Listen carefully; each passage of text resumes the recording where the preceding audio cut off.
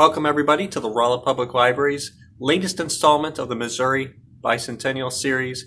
Today's guest is Gary Kremer, the Executive Director, Secretary, and Librarian of the State Historical Society of Missouri, and we've invited him on today to discuss George Washington Carver. Enjoy.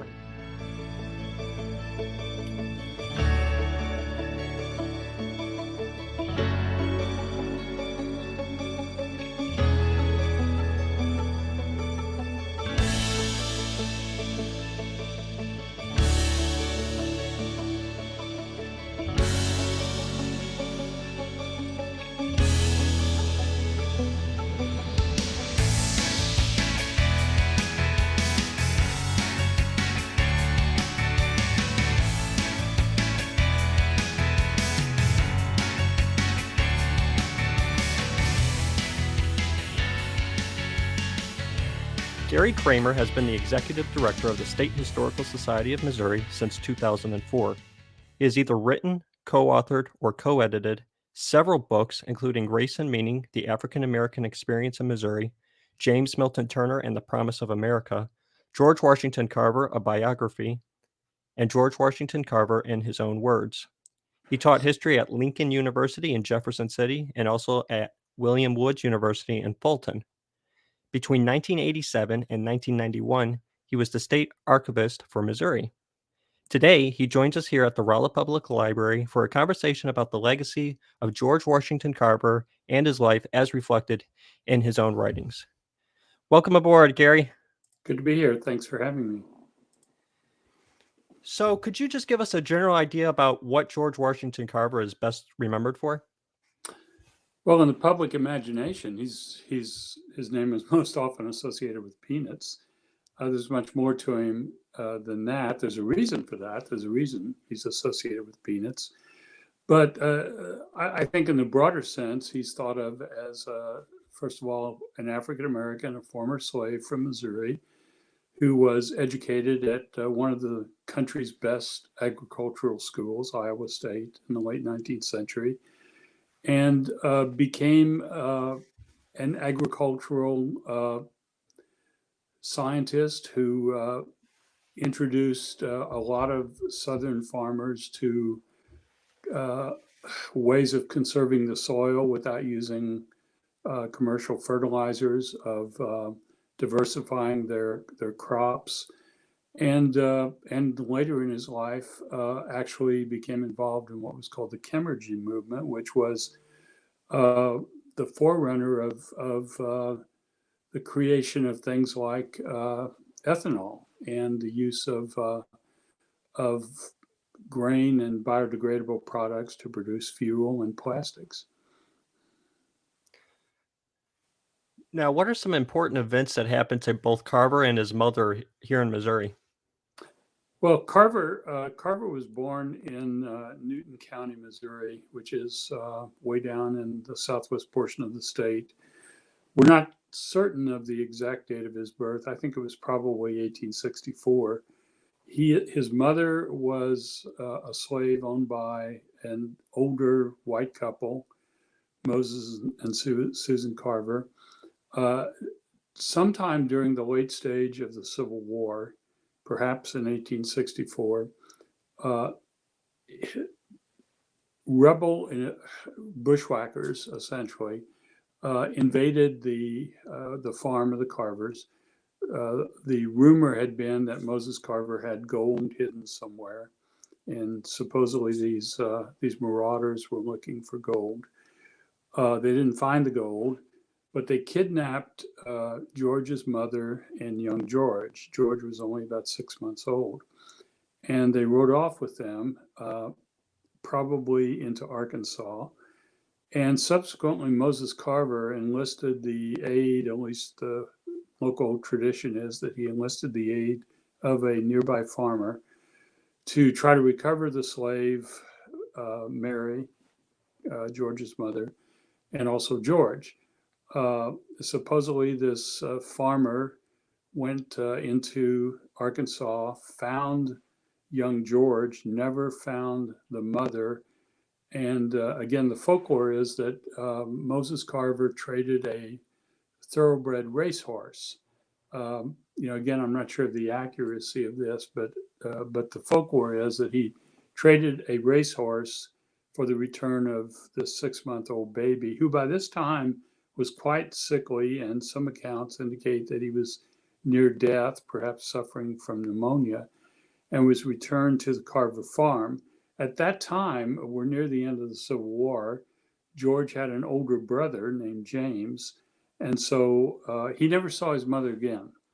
And in fact, I think there's abundant evidence that he suffered that loss throughout his life, and he made many attempts to try to find her, none of them successful. So as the war came to an end, young George, less than a year old, and his brother James, a few years older, were raised by this older white couple who lived on this farm in Newton County, Missouri, near the community of what today is Diamond, Missouri. You mentioned that there was, it's hard sometimes, it's sketchy to figure out exactly what happened based on the evidence. Now, and in the introduction of your book, you mentioned there's like a distinction between a lot of historians later after George Washington Carver died. You have some that are like, well, it was just a myth. He wasn't as good. And then you have some who are constantly lauding him as a hero. And you kind of like to draw a distinction between, hey, we need to have a more balanced narrative. How can primary sources such as the kind that you provide in your book give us more of a complex view of this man? Well, for one thing, we have Carver's own words about how he saw the world and himself in it. Carver is a very complex man. I think I think the fact that he was born and raised, first of all, born a slave, raised in the absence of his mother. He once in a letter to somebody, he referred to himself as the orphan child of a despised race. That's pretty negative. I think he saw himself as being up against a tremendous number of obstacles. The first one of which is he didn't know or have the love and nurturing of his mother. And he became aware at a fairly early age that Missourians, Americans generally, Missourians among them, had a very negative view of people of his race. And so these challenges reoccur often in his own writings. I think his writings reflect that he was a man always struggling under this burden of being an orphan child of a despised race. He frankly, as so many of us do, he sought the affirmation of others, particularly whites. He grew up initially in this family in which he had very little exposure to other Black people, his brother being really the only African American that he knew. Most of the people in the community in which he grew up were white. But one of the first really important evidences of segregation that he encountered was his inability to go to the white school. George Carver seems to have been always interested in learning. He was taught to read and write by Mrs. Carver, Aunt Susan, as he referred to her. There were a few old school books in the house, and Aunt Susan taught him as best she could. There's evidence that George was a sickly child, and because of that, he often was not sent out into the field to work with Moses and his brother Jim. And so, and I think this is a very important aspect of his life. In many ways, George was much more heavily shaped by Susan than Moses. He learned because he hung out with Aunt Susan in the house. He learned a lot of traditionally feminine domestic chores. He learned how to cook. He learned how to crochet. He learned how to knit. He learned how to do laundry. He learned how to iron. And he would fall back on those skills time and time again in his early life as he tried to survive. But it was because of Aunt Susan that he learned to read and write, and he aspired to go to a local school in Newton County in the township in which he lived. But Missourian law at the time required that education be segregated by race, and so he couldn't go to the white school. And we know that as an adolescent child, he heard of a black school in the town of Neosho, the county seat, which was at least 8 miles away.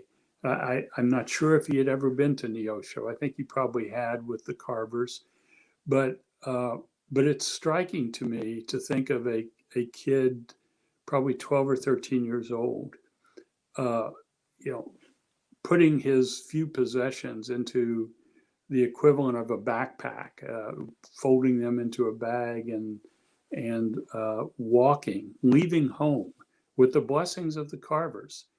I have grandchildren that age, and I can't imagine them taking off and walking 8 miles with no clear sense of where they were going to stay when they got there. He walked the 8 or so miles into Neosho with a dream and a vision and a hope that he would be able to continue his education, to have his first exposure to formal education. And he indicates in one of his autobiographical writings that he found the school, which still exists, still stands in Neosho, Missouri, and has been restored. He found the school, and he stayed the night in a hayloft in a barn near the school. And in many ways, that was fortuitous because the barn belonged to a young black couple, Andrew and Mariah Watkins, who had no children, and who took in this young man in exchange and providing room and board in exchange for him doing chores. And he stayed with them. We're not sure how long, perhaps a year. But George quickly learned that the teacher of the black school was really not much better educated than he was. And so once again, in the late 1870s, he set out.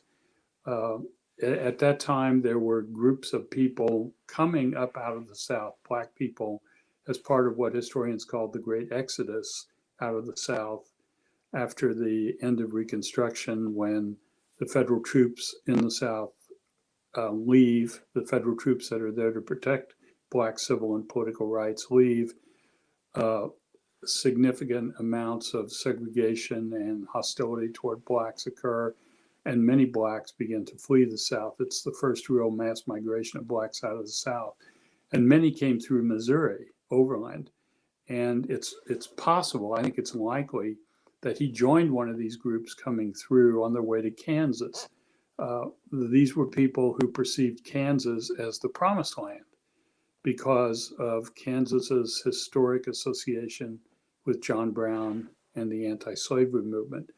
So in any event, we know that Carver, at some point in the late 1870s, hooked up with this group of people coming through and went into Kansas to Fort Scott, Kansas, and eventually bounced around various places in Kansas for several years. At Fort Scott, by the way, in 1879, we know this from his own writings and a newspaper account, he witnessed a lynching of a black man.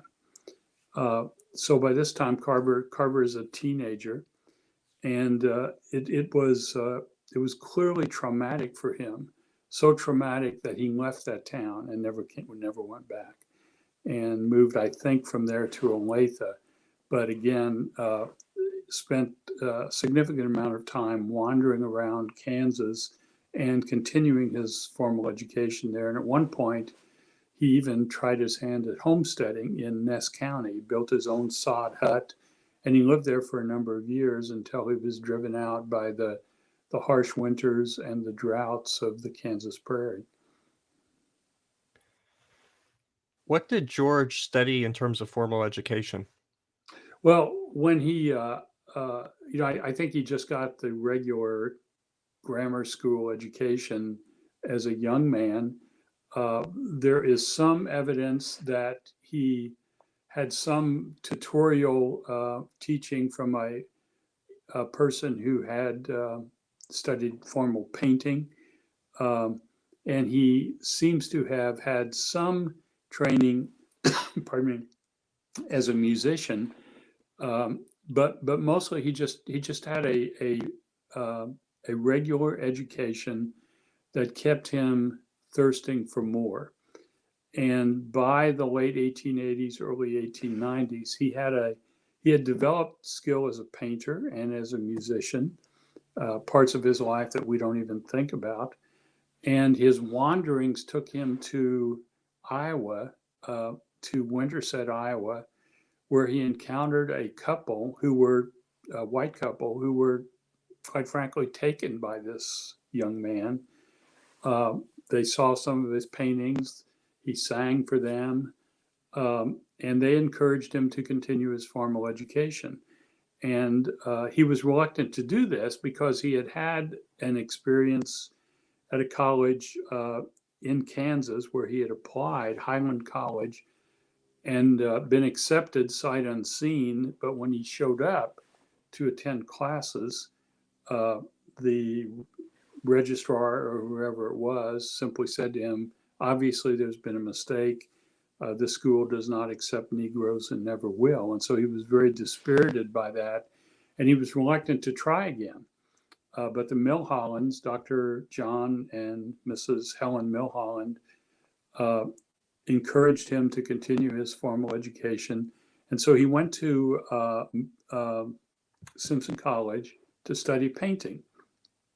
And while at Simpson College, one of his art instructors, a woman named Etta Budd, B-U-D-D, Etta Budd was, again, it's interesting to think about the fact that this young man seems to have impressed everyone he came in contact with.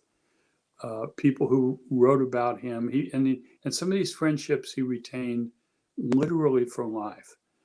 And the Milhollands were among the people he continued to correspond with for decades. And after they passed, he corresponded with their children.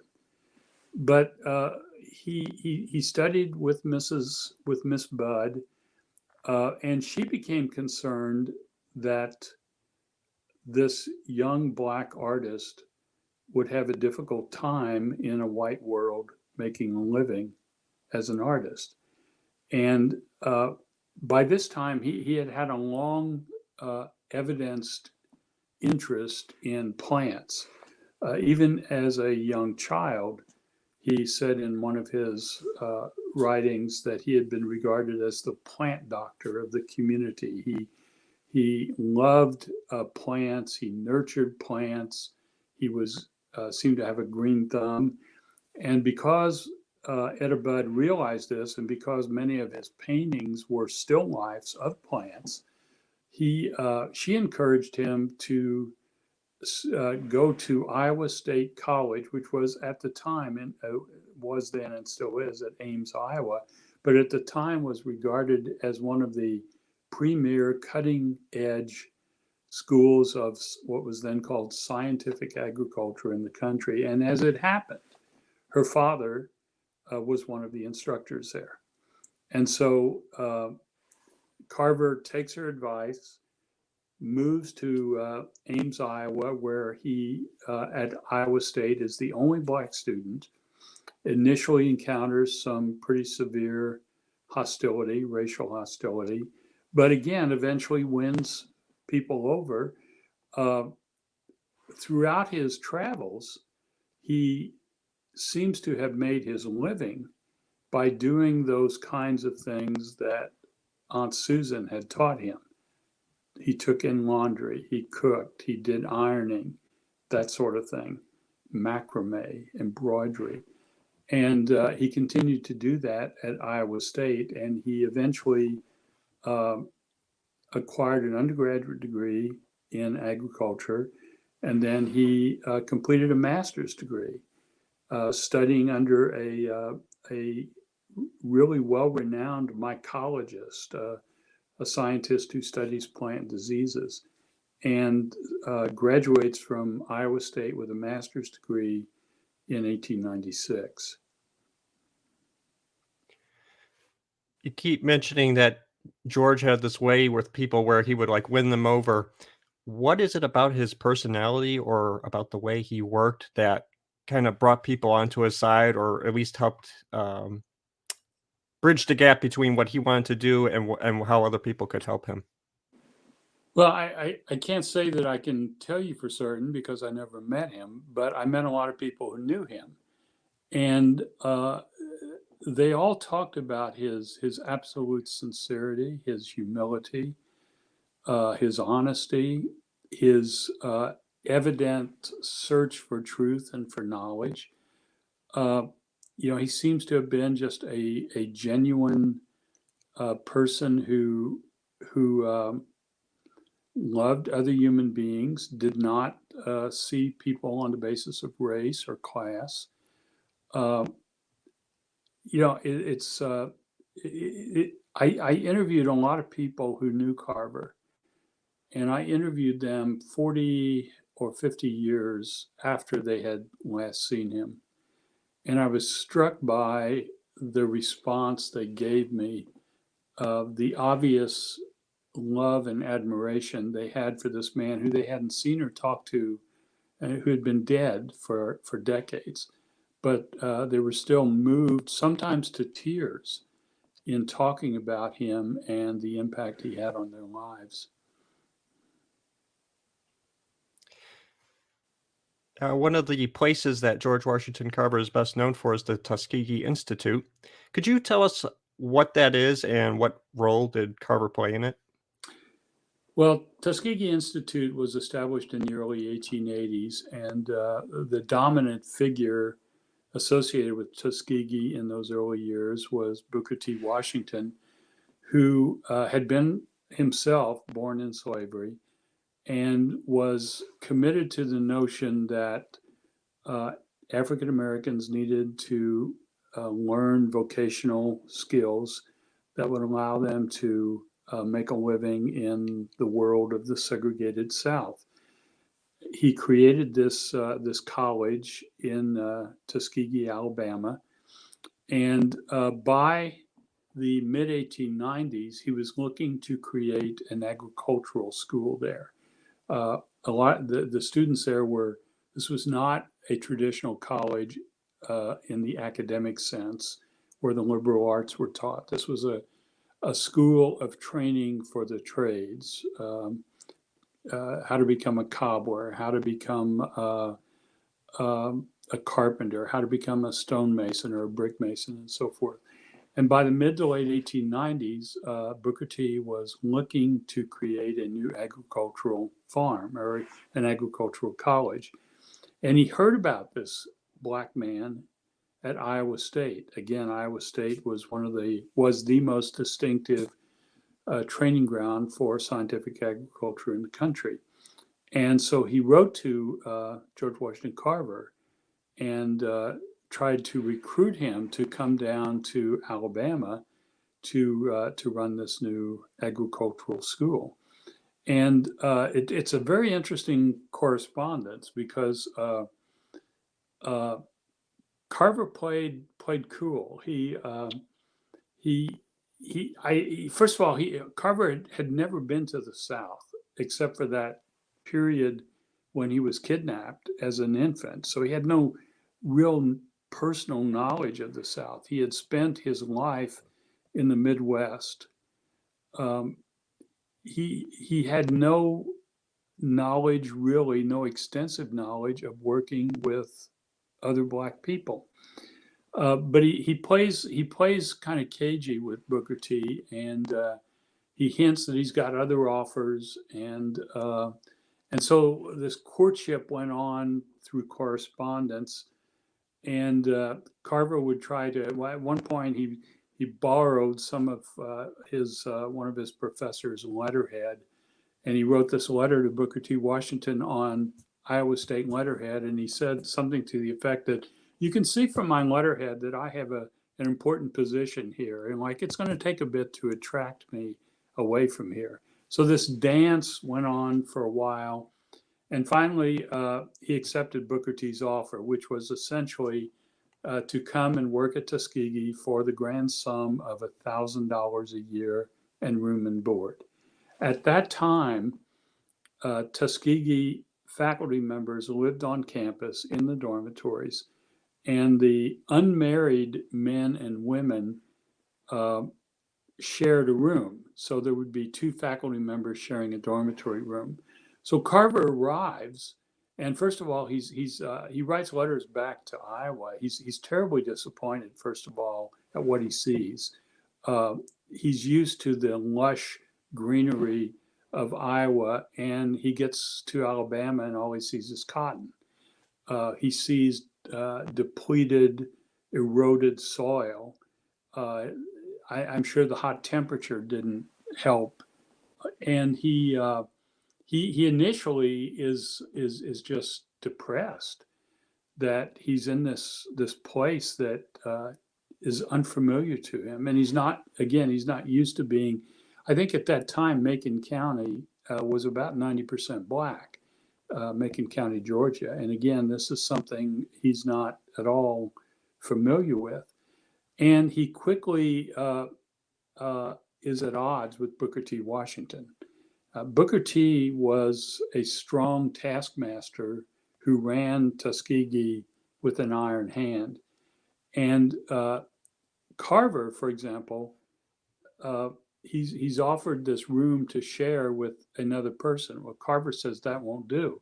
He not only wanted a room for himself, he wanted a room for all of his plant specimens. So right from the beginning, he gets crosswise with Booker T.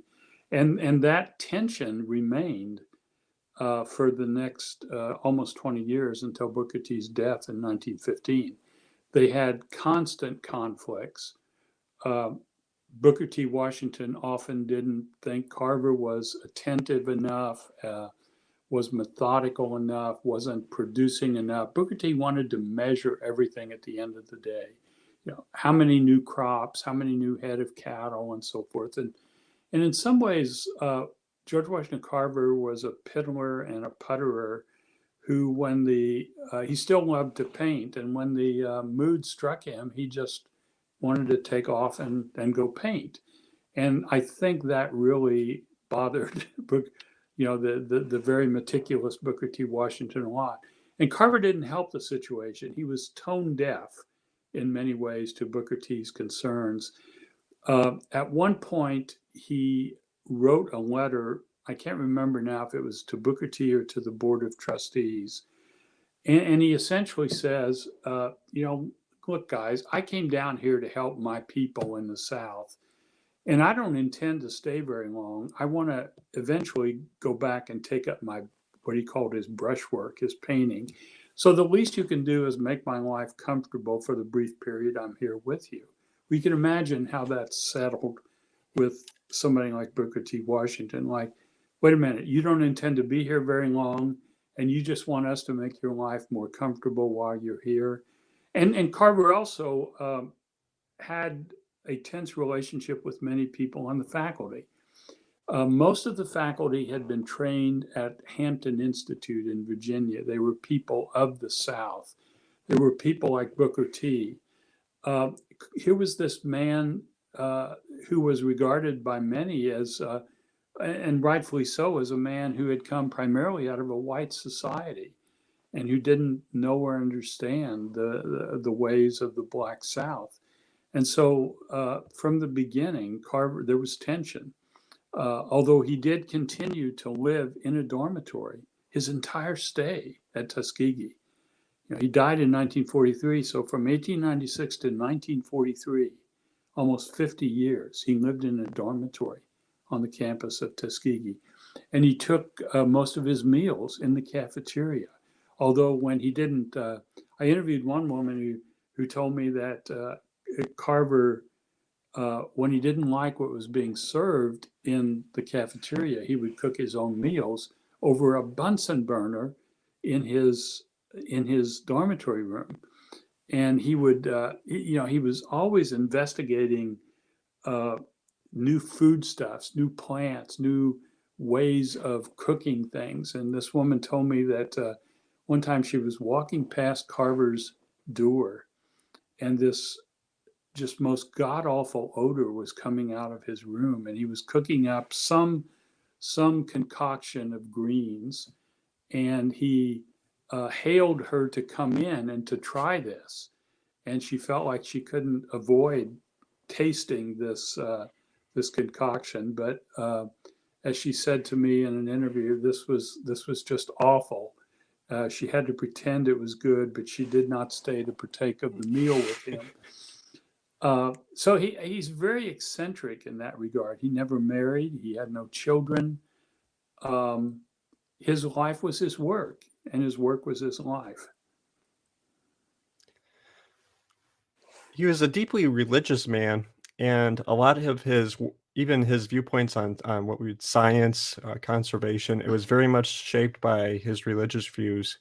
Could you describe and kind of flesh out what was that relationship between Yeah. science and the natural world and religion? He at one point in one of his autobiographical statements, he indicated that he became a Christian at a very young age, probably as an adolescent, while he was in a barn with another young person, and the Holy Spirit, he said, came to him, and he became a Christian. And he certainly got a large dose of Bible study and Christianity from Aunt Mariah Watkins, who was very religious. But his religion, though he was a Christian, seems to me to have been much closer to almost what we might call pantheism. He saw God in nature, and he did not believe that there was a divergence between religion and science. He believed that both were paths to the truth. And he sometimes said that he arrived at his discoveries through a prayerful state. He would sometimes talk to his specimens that he was studying. I interviewed a woman once who told me that she didn't know she was a young college student somewhere in the South, I don't recall. And students were required to go to this lecture in the chapel by this scientist who she had never heard of, a man named George Washington Carver. And she said he began his lecture, he placed a sweet potato on the podium, and he began his lecture with these words. He said, sweet potato, what are you? Tell me what you are. And he indicated that these plants spoke to him, perhaps not in a literal sense, but that in a meditative state, he discovered the qualities of the sweet potato and the other specimens he discovered. He gave a talk like this in New York in the 1920s. And the New York Times ran a scathing editorial that was titled something like, Men of Science Don't Talk That Way. And it was very critical of Carver's relying on religion and introspection, or really not exactly introspection, but divine inspiration for his scientific discoveries. And so they lambasted Carver, and he wrote a response. I don't think he ever sent it, but essentially in the response, I've read the response, and he starts off by documenting his own scientific training and all the authors he's read and the books he's read. You know, he was, for example, a believer in Darwin. I mean, so he writes this letter in which he documents that he is a scientist and he knows what scientists do and he knows how to do science. But then he says, but I still believe what I said. I still believe that religion and divine inspiration is a path to scientific truth.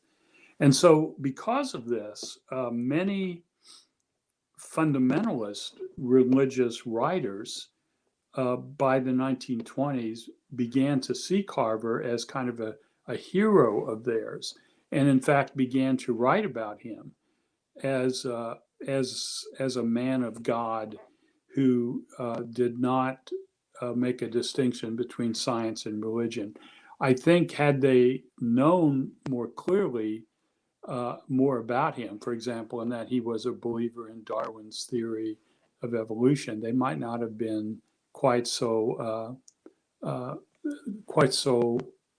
advocates of him. But they really they served an important purpose by publicizing him as this. He became a hero of what we would call today the religious right because of his spirituality. We have this popular view of George Washington Carver as a scientist, but as you mentioned in the book, there's a lot of historians that are moving more towards characterizing him in terms of being a conservationist. What are your viewpoints on that? Yeah, I used to tell people that the best single volume on George Washington Carver was a book written about 30 some years ago by Linda McMurray, George Washington Carver, Scientist and Symbol. I would now tell you that the best book written on George Washington Carver is a book by Mark Hersey, a historian at Mississippi State University, titled My Work is That of Conservation, which is, I think, a brilliant book. I tell people if you've only got money to buy one Carver book, don't buy mine, don't buy Linda McMurray's, buy Mark Hersey's book, because I think it's a brilliant analysis of Carver as a conservationist when conservation wasn't cool. I think that Hersey documents the fact that the best way to think of Carver is as somebody who believed that the natural world is created of limited resources that must not and should not be wasted, and that man's responsibility in this world is to conserve these resources. Carver did not believe in waste of anything. He believed that there was a second and a third and a fourth use for everything. And in that regard, in some ways, the Great Depression was kind of a godsend for Carver because he published a lot of bulletins on how to make do in a world of diminished resources. He wrote a publication called Are We Starving in the Midst of Plenty? He tried to teach Americans, Southerners, blacks and whites, but Americans generally, that there was much in the natural world just waiting for them to use to their own betterment.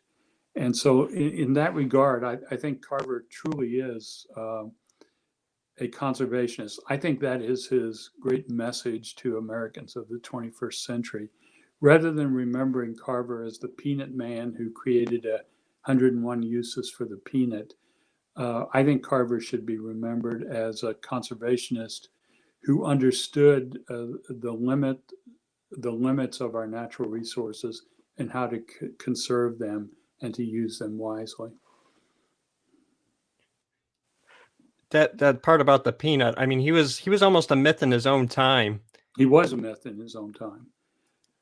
Do you think? Go ahead. Well, I was wondering, do you think that we're getting a more accurate viewpoint as time goes on? Oh, sure. With books like Mark Hersey's, and I hope mine has contributed to that, and Linda McMurray's. His fame as the Peanut Man derived largely from a 1921 testimony that he gave before the United States Congress's House Ways and Means Committee, when he was asked to come in and to testify in support of a peanut tariff that would limit access by foreign peanuts to the American peanut market. I mean, the fundamental question to ask is, why did Carver even become interested in peanuts? And the answer to that is, when Carver got to Tuskegee, he was deeply troubled by the ravished soil, the erosion, the one crop agriculture, and he knew of the destitute condition of these farmers. And so he began to, and he was concerned about their diet and the absence of protein in their diet. Pellagra was a serious illness among the poor, black and white, in the South in his time. And so he begins to do experiments to, first of all, try to find natural ways to replenish the soil with what we would call today green manure, nitrogen producing plants that could be plowed under and rejuvenate the soil, the rotating of crops, the use of what he called swamp muck as a fertilizer. He would have been an advocate of what we would call today composting. But he was also began to do experiments with crops in an effort to try to come up with both commercial agricultural crops that could be used, but also other crops that would provide a supplement of protein to the Southern diet. And the peanut fit well into both of those categories, both as a source of green manure, but also as a source of protein. In your book, you have a bunch of categories which you divide the primary sources up into. Which one of those categories was most interesting to you?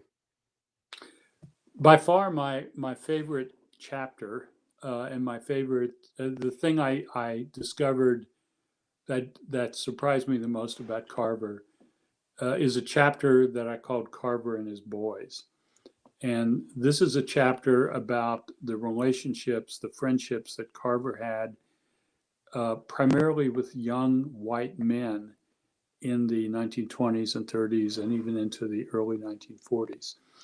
After Carver began to become somewhat famous as a consequence of that 1921 testimony before the House Ways and Means Committee, there were two groups in the South, the Congress on Interracial Cooperation and the YMCA, white groups, that began to think about the prospect that this gentle, well-spoken black man from Tuskegee, Alabama, might be a powerful weapon against white racism in the South.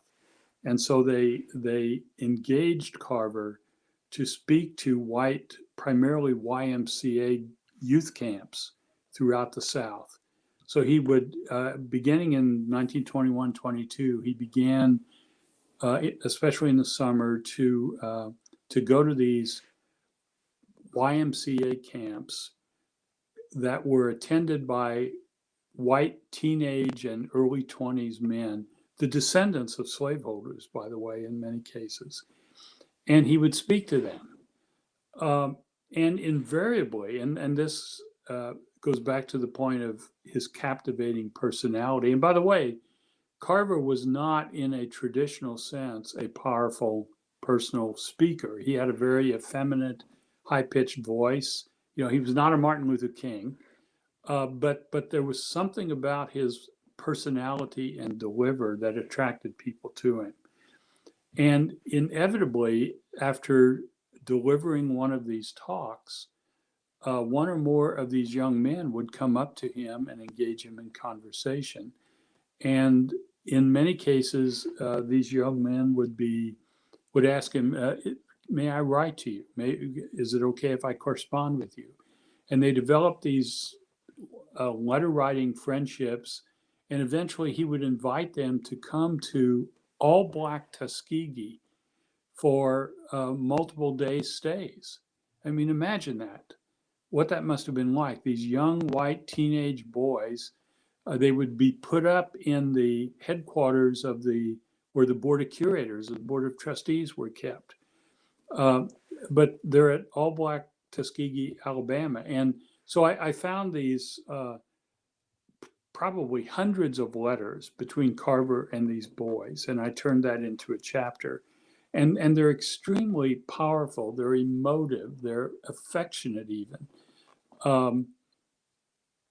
in many cases, these relationships were so personal that these students, these young men would ask Carver. They would talk with him about everything, their life's ambitions, their religious doubts. There seemed to have been several who were artists, and they would send him pieces of artwork that they had done and ask him to comment on them. They would talk about their personal problems with him, and it was a remarkable exchange. And at one point, Carver tried to explain his relationship with these young men, and he did it in religious biblical terms. He said something to the effect that, making a reference to the New Testament, he said, I am their Paul and they are my Timothys. And he said that it was his hope and training, or hope that their training with him would allow them to carry on his work. He saw them as his disciples, much like Paul in the New Testament saw Timothy as his disciple to carry on the work after he was gone. These are powerful letters. They're remarkable letters, and the letters drove me to want to track some of these boys down, and I did. After that, the first edition of my book came out in 1987, and there was a second edition, a revised edition, came out just a couple of years ago. And in the revised edition, one of the revisions is a chapter about my tracking down some of these boys and interviewing them. By the time I tracked them down, of course, they were in their 80s and 90s. And now I'm sad to say they're all gone. There are none of them left. They're all deceased. But I tracked them down both in Alabama and flew a couple into Missouri to interview them.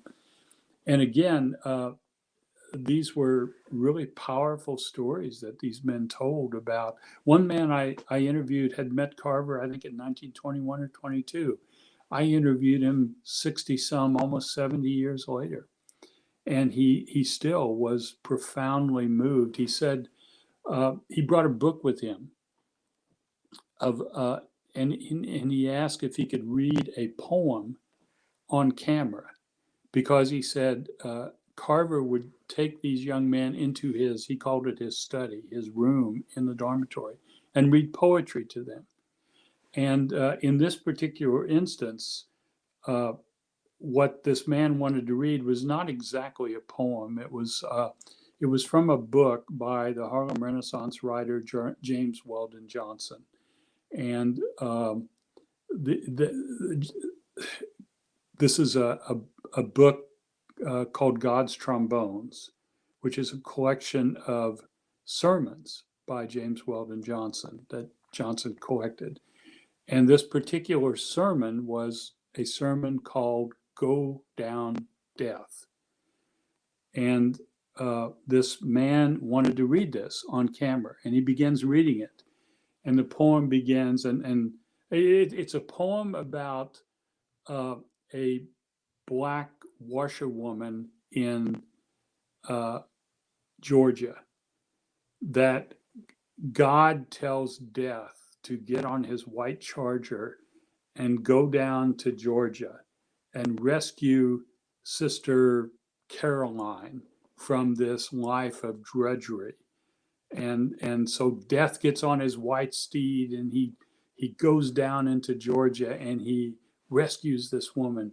And this man is reading this poem or this sermon, and the tears are flowing down his face. This is probably more than 60 years after the experience he had with Carver reading that oration to him. But it was still a very personal, memorable experience that he had in listening to Carver read to him.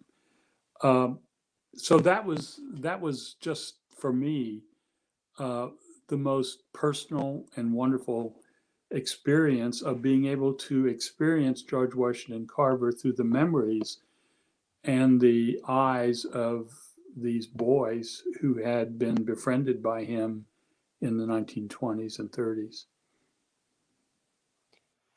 Over your career, as you've studied George Washington Carver, I'm curious, how has studying this man shaped your own worldview?